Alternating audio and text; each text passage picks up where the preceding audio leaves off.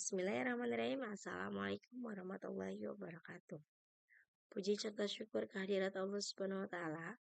Sebelumnya perkenalkan, nama saya Aulia Miftah Az-Zahra dengan NIM 2306030006 dari Prodi Bisnis Digital, Fakultas Ekonomi dan Bisnis, Universitas Islam Syekh Yusuf Tangerang. Oke, pada kesempatan kali ini saya akan membahas terkait Cyber Security Management. Jadi studi kasus yang saya ambil ini yaitu Tokopedia. Jadi kebocoran data Tokopedia pada tahun 2020 dan kaitannya dengan manajemen keamanan cyber atau Cyber Security Management.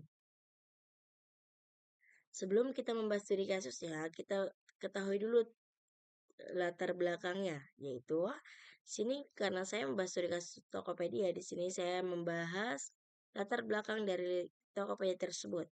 Tokopedia adalah salah satu marketplace terbesar di Indonesia dengan jutaan pengguna aktif. Di balik kemudahan belanja online, ada tanggung jawab besar yaitu menjaga data pribadi pengguna. Sayangnya, tahun 2020 justru muncul kasus besar yang mengguncang industri digital di Indonesia. Oke, selanjutnya kita akan langsung saja ke studi kasus. Oke, di sini pada Maret tahun 2020, Tokopedia diretas oleh hackers dengan nama Waisoda, yang awalnya data 15 juta akun diumumkan. Tapi ternyata jumlah sebenarnya mencapai 91 juta akun yang diretas oleh Waisoda.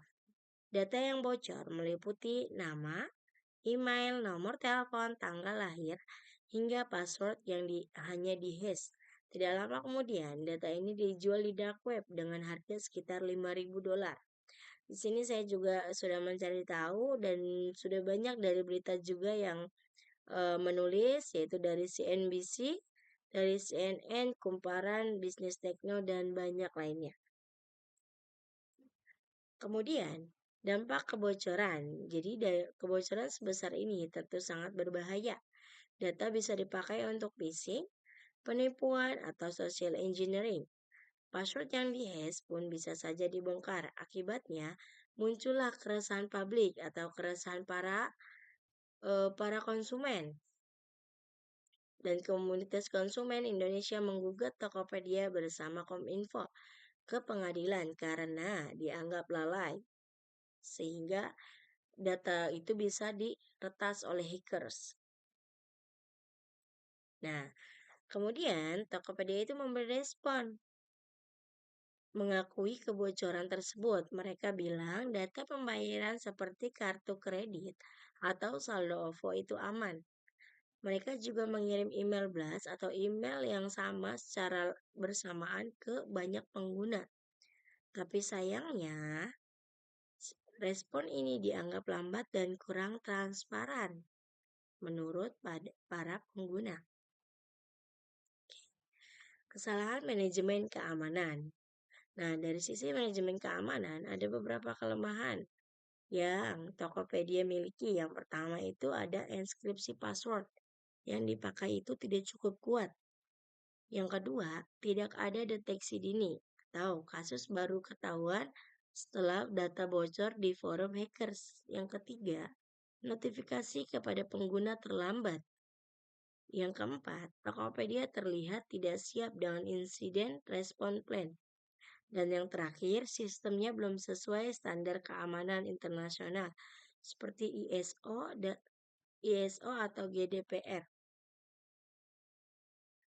Kemudian dari sisi aspek hukum, saat itu Indonesia hanya punya Undang-Undang Informasi dan Transaksi Elektronik Peraturan Pemerintah Tahun Nomor 71 Tahun 2019 dan Permenkominfo Nomor 20 Tahun 2016. Belum ada Undang-Undang Perlindungan Data Pribadi. Berbeda dengan Singapura dan Malaysia yang sudah mempunyai Undang-Undang Perlindungan Data Pribadi. Jadi, posisi konsumen di Indonesia lebih lemah secara perlindungan hukum dibandingkan konsumen Singapura dan Malaysia karena di Indonesia sendiri itu waktu itu belum ada Undang-Undang Perlindungan Data Pribadi. Sedangkan di Singapura dan Malaysia dia sudah mempunyai Undang-Undang Perlindungan Data Pribadi.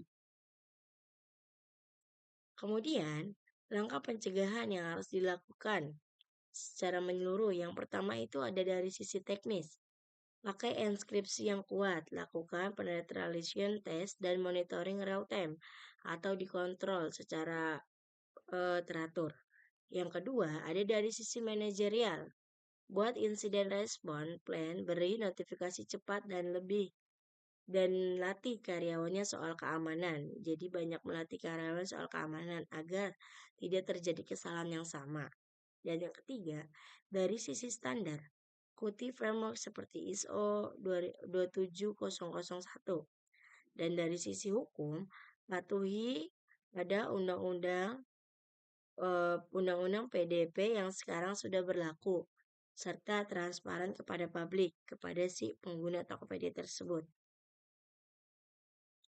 Nah, kesimpulan yang dapat diambil, kebocoran data pada Tokopedia menjadi wake up call atau menjadi peringatan, menjadi panggilan bagi industri digital di Indonesia, tidak hanya Tokopedia.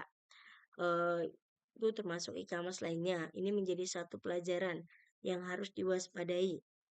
Perusahaan harus lebih serius membangun manajemen keamanan cyber yang kuat, sementara negara juga wajib menyediakan regulasi yang jelas, seperti Undang-Undang Perlindungan Data Pribadi yang akhirnya disahkan pada tahun 2022.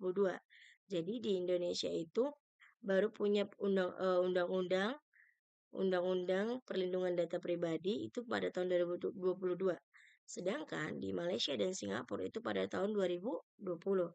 Nah, makanya Indonesia ini dari sisi perlindungan data ini Indonesia lemah. Oke. Mungkin kiranya cukup sekian penjelasan dari saya. Wabillahi taufik wal hidayah. Wassalamualaikum warahmatullahi wabarakatuh. Terima kasih. Sampai jumpa.